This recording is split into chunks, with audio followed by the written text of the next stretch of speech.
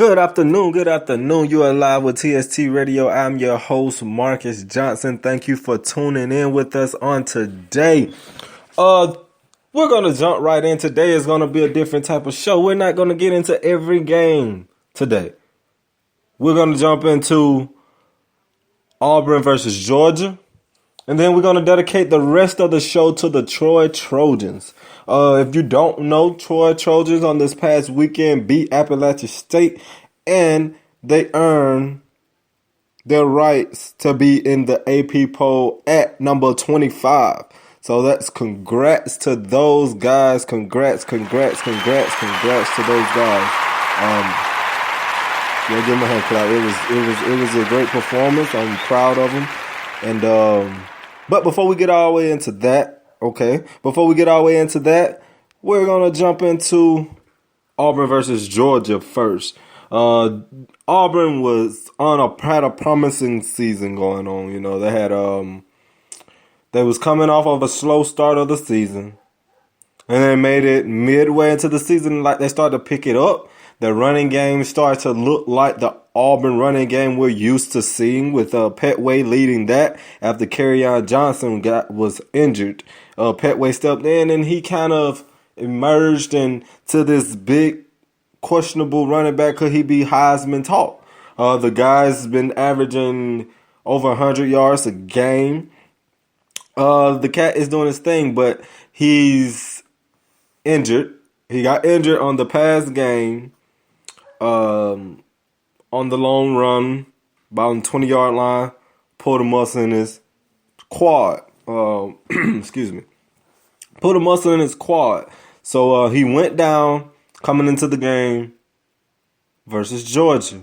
I know Gus was saying that they was trying to get him back. They said he was a quick healer. They thought that they would have a chance of him gaining back his health and making it back before the Georgia game. But as the week progressed, we saw that every day was maybe we'll get him back today, maybe we'll get him back today.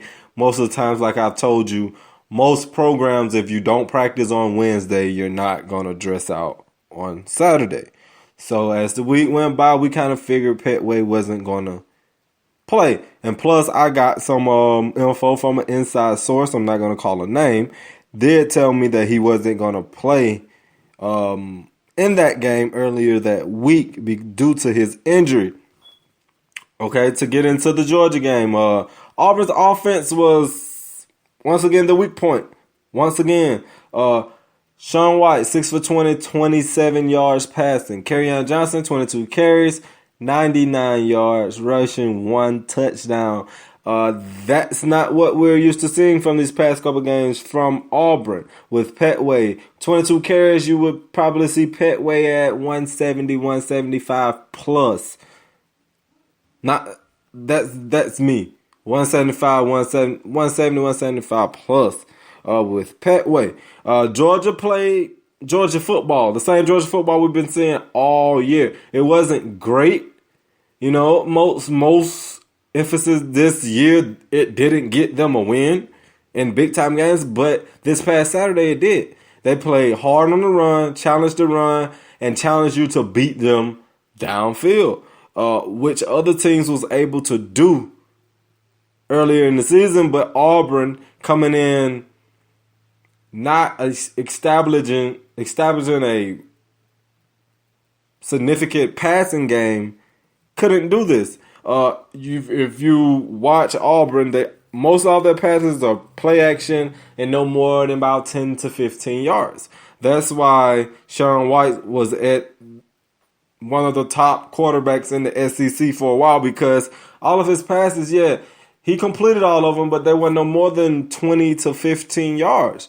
You know, so it wasn't really showing anything. And when this team, and as a coach, you got to know as a coach that there's going to be a game soon where a team's going to challenge you to throw the football. They're going to load the box, take away the run, and make you throw the football. And if they don't load the box, there is going to be a team that can match up with your offensive line and block and stand those offensive line up and let the linebackers make the tackles. And that's exactly what Georgia did. Them defensive linemen sustained the blocks, and the linebackers made the tackles.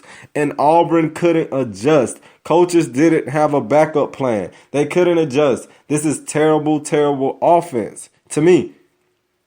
Being an offensive coordinator, not at a high level as that, at a lower level. I offense coordinated at ninth grade high school level and Little League football, 11 to 12-year-olds. But as a coach mindset, you got to know you got to come with a backup plan. You can't come out. I know that you think that your system is what works. I know it's been working in other games, but you got to come with a backup plan. If you knew that you wasn't going to have Petway and you knew Petway was your back, Auburn has that. Auburn's offense is based off trickeration and power, and they was missing the power. They had the misdirections and the getting to the edges on the jet sweeps with Truitt. They was getting to the edges, but when it was time to wear them down, they couldn't do it because they didn't have that style back like they have in Petway. So it was just terrible offense. The coaches didn't have a backup plan. Sean White missed some throws that it was some passes that should have been caught that wasn't. So it was an all-team bad effort on the offense. Press conference. Some offensive coordinator, some words he said. He was, I know there's a lot of news saying that they should have changed quarterbacks. They said that they should have pulled Sean White and benched him for the game and brought in John Franklin. Rick Lashley did reply to those comments. He said the New England Patriots aren't going to bench Tom Brady if he goes 0 for 7. So why should he bench Sean White? He's their guy. He's their leader. So he's going to be there, good and bad. He also commented on Kerryon Johnson's health. He was saying and I quote, will he be 100%? Probably not. It's week by week, day by day. The question was asked, would he be all the way healthy on next week coming into the game? I think they have Mississippi State. Like I said, he commented, he said probably not. Probably not. It's week to week, day by day on his ankle injury. He also commented and said that he thought that and I quote, we beat ourselves in a lot of areas, but I don't think it has anything to do with who was playing the quarterback position. He's saying that he don't think that Sean White blew the game. Other comments, he said he take full blame for the play calling. He said he still doesn't think that had anything to do with who was playing quarterback, the choice of play calling. I know on my timeline on Twitter, on social media, and on Facebook, a lot of people were saying they think that Gus was calling the plays. But that goes to show you that Lashley was still calling the plays. I think he might have fell a little into Gus's footsteps. People can rub off on people, and it was some Gus influences. I don't care what he says. There was some Gus Malzahn's influences in the play calling on Saturday. Comments from Sean White. Sean White, he did say that he hasn't thrown in practice in 2 weeks, and the soreness in his shoulder affected the passes against Georgia also. So even if Sean White was injured, he still should have been throwing the ball. Come on. He still should have been throwing the football. If his shoulder wasn't broke or any other injuries to his shoulders, he still should have been throwing the football even though he was hurt. But to get off Auburn, moving on, like I said, Troy is now ranked number 25 in the AP poll. They're finally nationally ranked. Now, Troy is 8-1 after beating Appalachian State on this weekend, 24-28. For the first time, a Sun Belt team has ever been nationally ranked.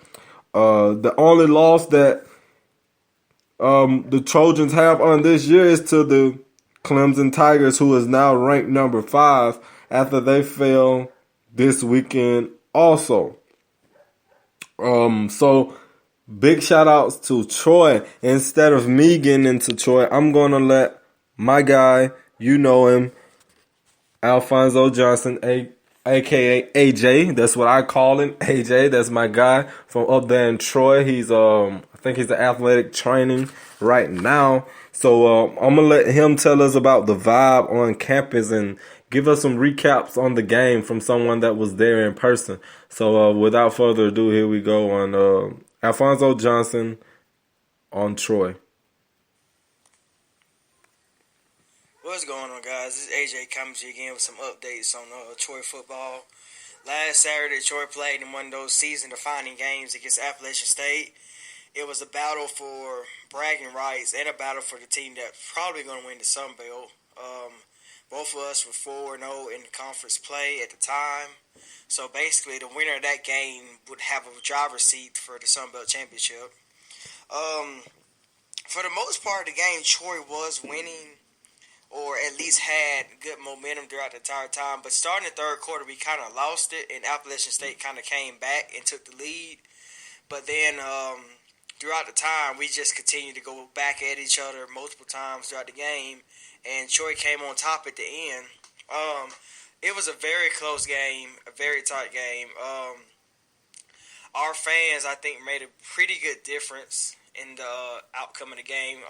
Our stadium was almost at full capacity for the first time in a while.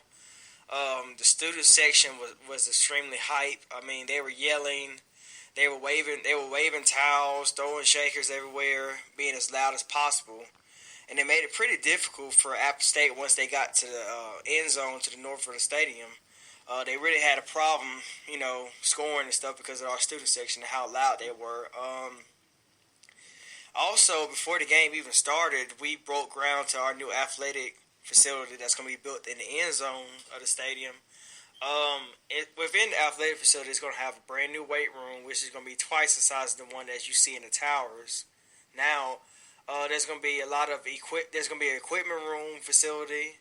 There's going to be like a nutrition room, which will be like different like bars with different stuff for the athletes to drink and stuff like that.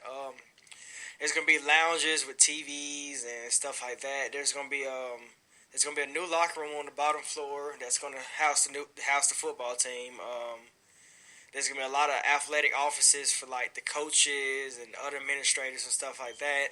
They're gonna have meeting rooms and a lot of that stuff so the players can get a more in-depth footage of what's going on in the game. Also, at the top floor, there's going to be an opening to where you can have 400 more seats at the stadium, kind of like skyboxes or reserved seats, however you may say. But that's going to add to Troy's capacity, which is going to make our stadium sit about 30,400 people. So that's going to be really nice. It's also going to bowl in our stadium, which is going to kind of trap the noise in, make us a little bit louder, kind of give us more of an SEC-type feel to our stadium. And then on the top of it is going to be more of like, kind of just like different stadiums. It's going to have concession stands and stuff like that. You'll be able to walk around the stadium from, the athletic facility. And it's going to serve a pretty good purpose in helping us get to where we want to be as a program and just upgrading our facilities and making us look better. Students so far, ever since the game, they've been extremely happy about the thing.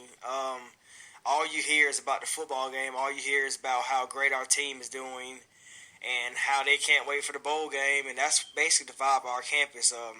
It seems like everyone's interested in going to the bowl game no matter where it might be. Right now, I think we're looking at the New Orleans Bowl, which the Sun Belt champion normally plays in. But I also learned from ESPN that we might make a higher bowl depending on how the other teams go and stuff like that. So it's going to be pretty interesting for Troy. We hadn't been to a bowl game in 6 years. And the way it's looking, it looks like we're going to be going to a pretty good bowl game. Hopefully it's on the New Year's Day Bowl, which we might be. And that's all for today, man. If you guys aren't doing anything Thursday, come on down to the Troy game. We're playing Arkansas State at 8:30. Pack the vet. Go Trojans. Appreciate you, man. Appreciate you for calling in, sharing that information. That was something I didn't know. I didn't know about Troy's new athletic facility. I know that's going to be nice. I got to come down and take a tour with my guy AJ. I'm gonna go down one weekend and take a tour. You know, I'm gonna have my camera and show you guys. But like I said, choice number 25. I'm gonna give you the rest of the AP poll. I know you probably have seen it. It dropped on yesterday. But the top 5, we have Alabama still number 1. Ohio State has jumped back to number 2. Number 3, Louisville. Number 4, Michigan. And number 5 is Clemson. If you want to see the rest of that list, go to my social media pages at True Sports Talk on Facebook and at True Sports Talk on Twitter. And you can find both of those on both of those social media platforms. You can find those lists of the AP poll. But unfortunately, that is my time for today. I want to thank you for tuning in. I am your host, Marcus Johnson. I want to leave you with a Roll Tide and go Trojans.